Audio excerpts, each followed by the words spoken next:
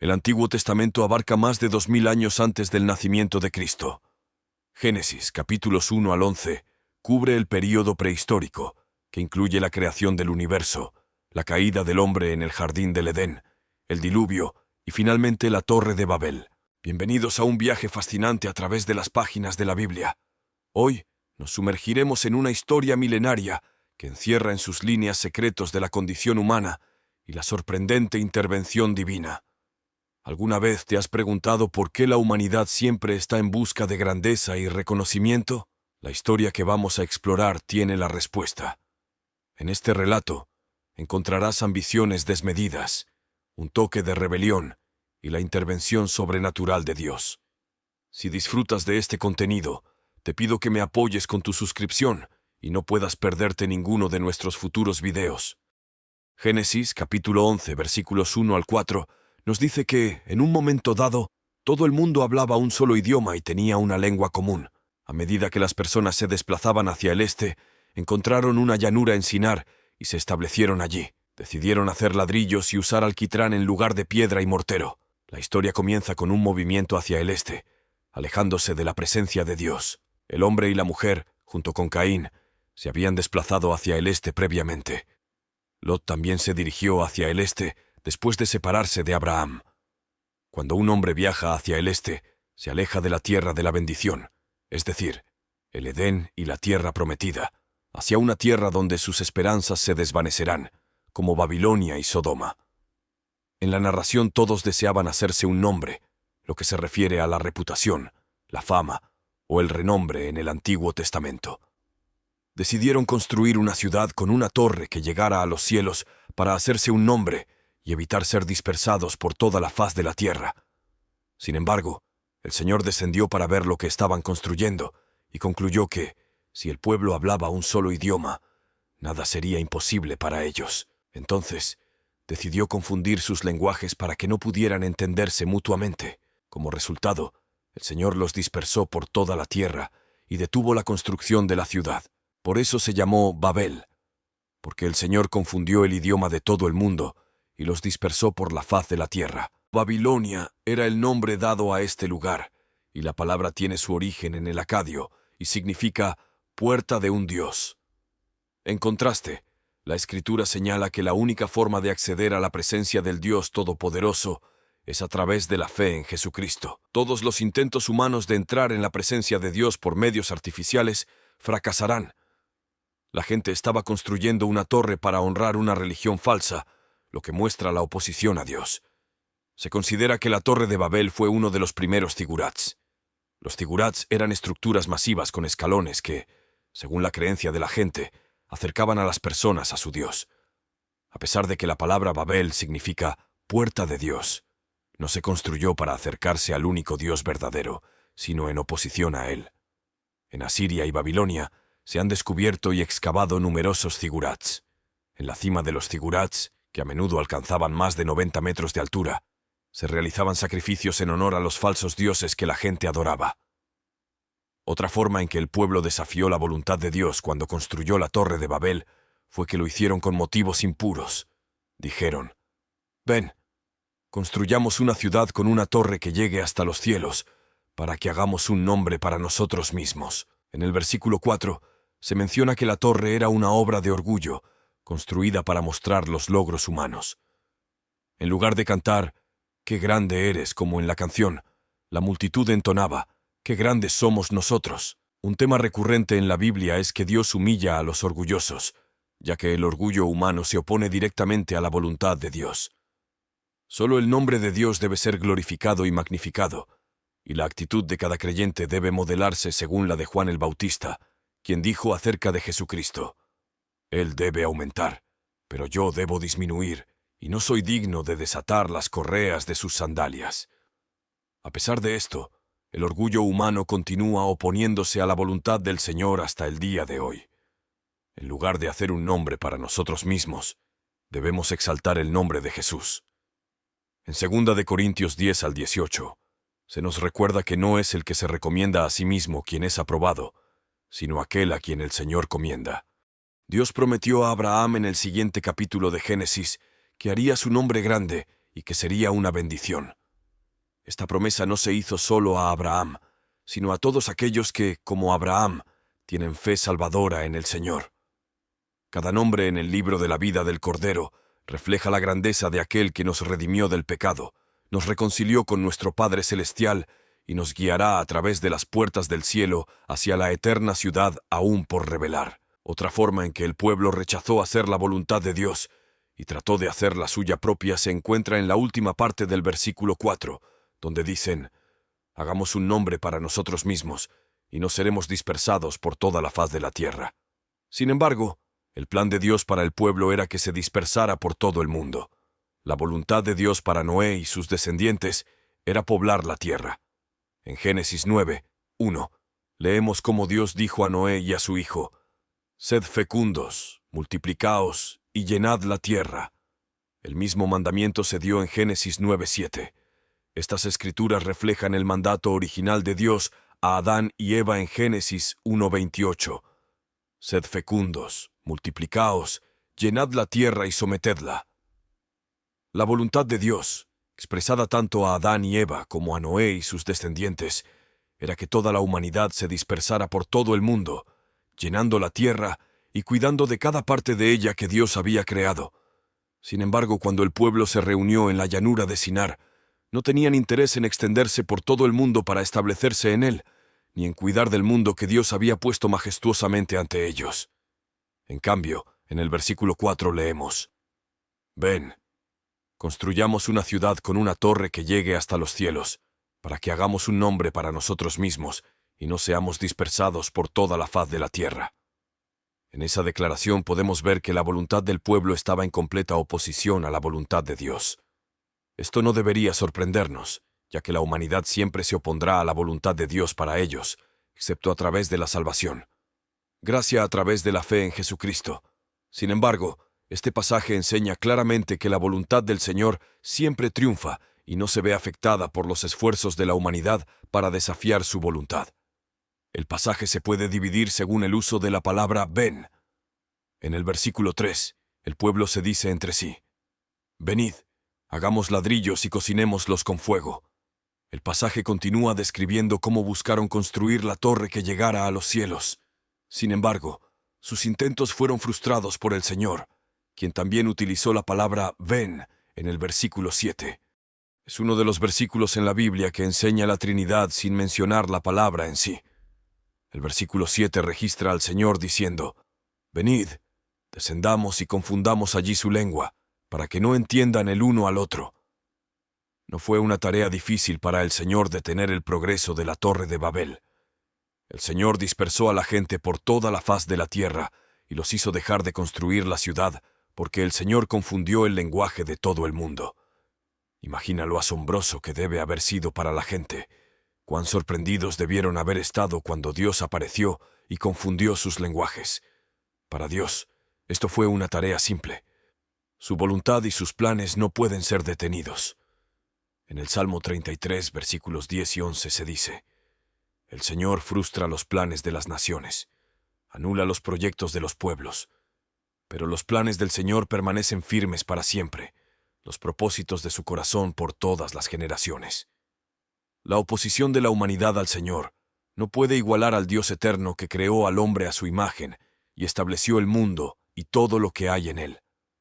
Babel y Babilonia están relacionados en inglés, pero en hebreo, en realidad, son la misma palabra. No hay duda acerca de la conexión en las páginas de la Biblia. Babilonia representa la oposición de la humanidad a Dios. Babilonia se caracteriza por el orgullo pecaminoso, con Nabucodonosor, el rey de Babilonia en la época de Daniel, sirviendo como un ejemplo principal.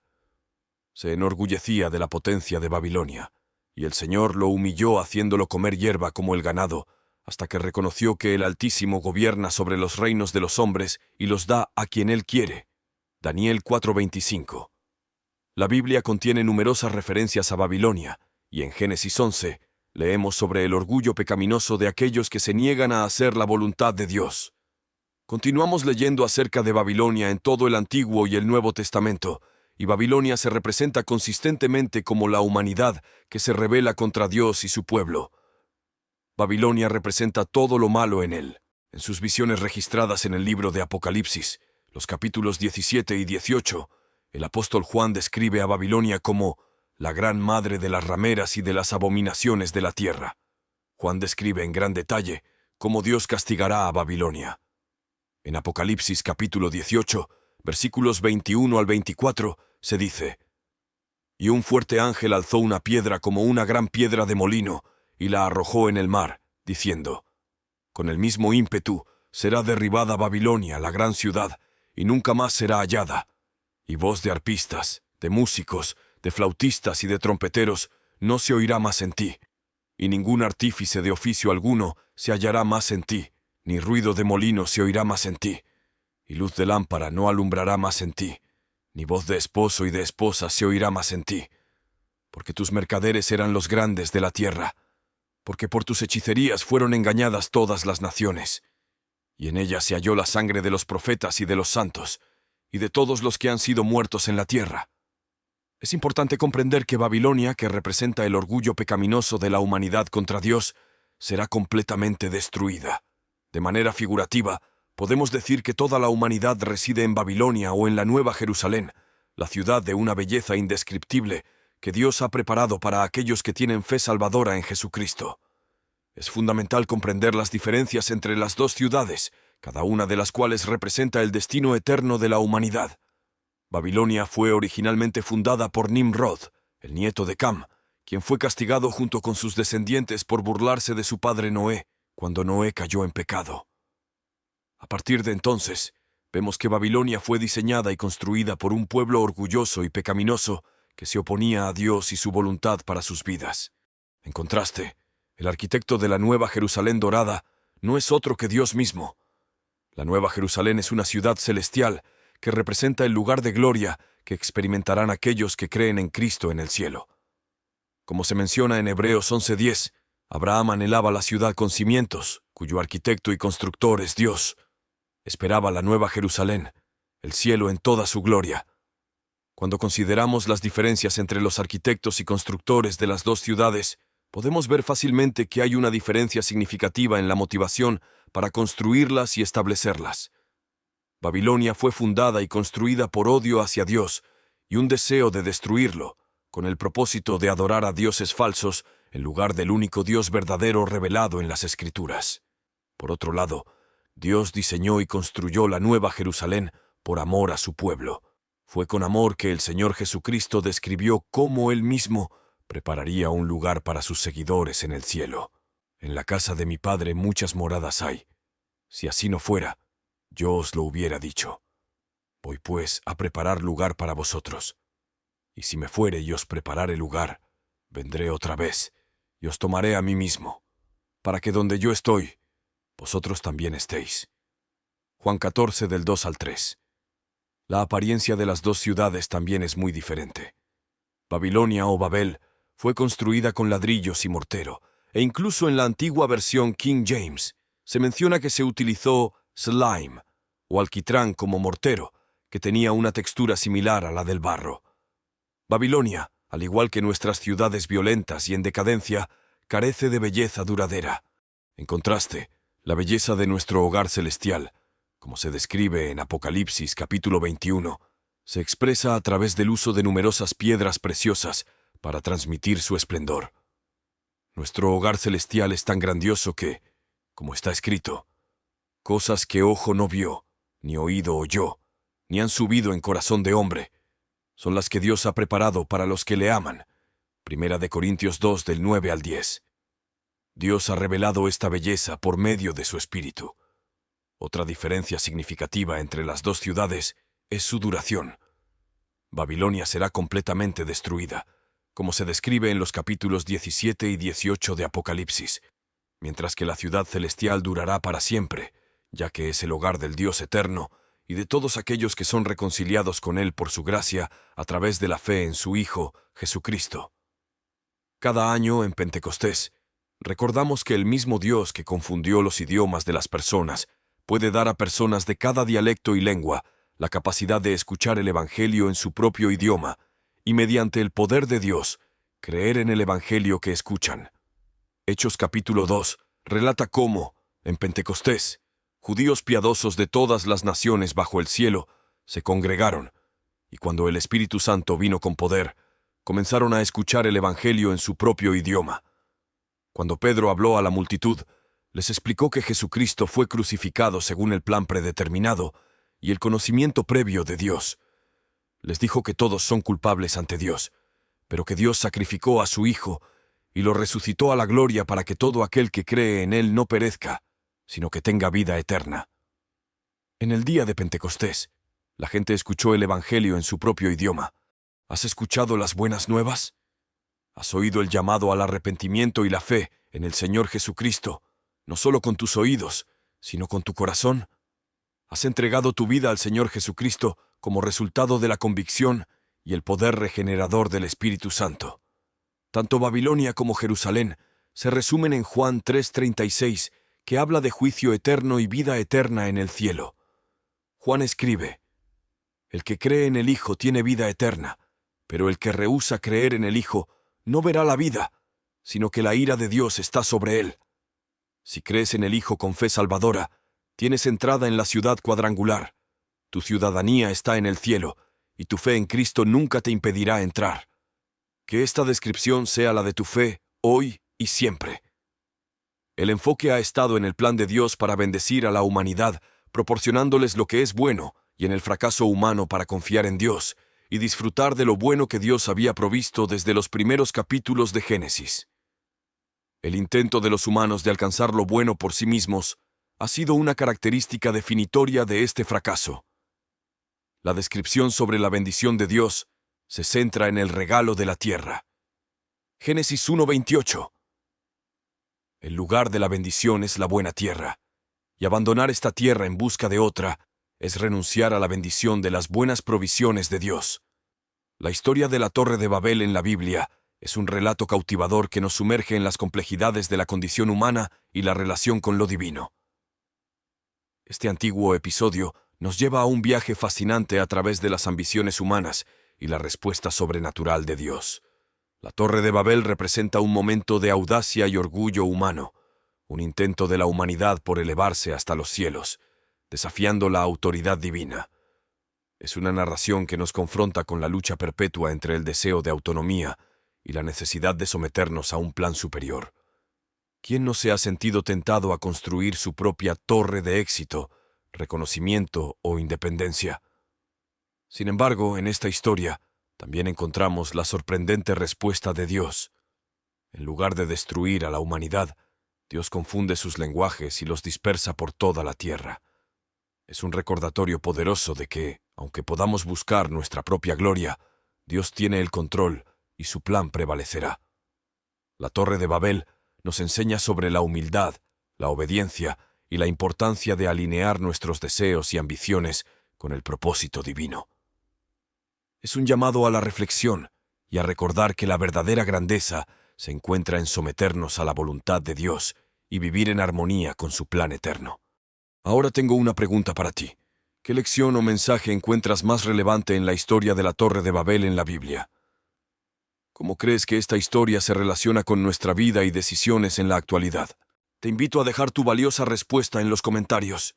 Si este contenido te ha sido de valor y quieres seguir explorando los misterios espirituales y religiosos, no olvides suscribirte a nuestro canal y activar la campanita de notificaciones para no perderte ninguno de nuestros futuros videos. Además, si conoces a alguien que pueda beneficiarse de este conocimiento, comparte este video con ellos. Juntos, podemos iluminar más mentes y expandir nuestro entendimiento. Gracias por ser parte de esta comunidad. Hasta la próxima, y que la luz te guíe en tu camino.